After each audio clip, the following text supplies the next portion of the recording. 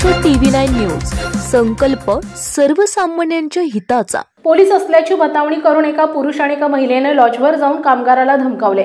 चौकशी करायची असल्याचं सांगून त्याला घेऊन ते स्वारगेटला आले। त्याच्याकडून 6000 रुपये जबरदस्तीने घेऊन त्याला सोडून दिल्याचा प्रकार समोर आलाय। याबाबत मिथिलेश कुमार पाल यांनी सहकारनगर पोलीस ठाण्यात फिर्याद दिली आहे।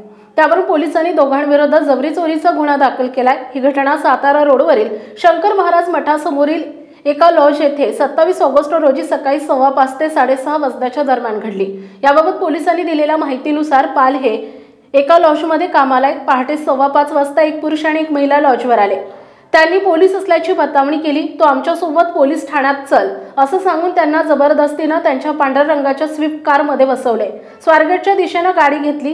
त्यानंतर त्यांच्या मोबाईलवरून जबरदस्तीने ऑनलाईन 6000 रुपये ट्रान्सफर करायला लावले। त्यानंतर त्यांना रस्त्यात सोडून ते तेथून पळून गेले। ऑनलाईन व्यवहारावरून या चोरट्यांचा शोध सुरू आहे। सहाय्यक पोलीस निरीक्षक पवार तपास करतायत।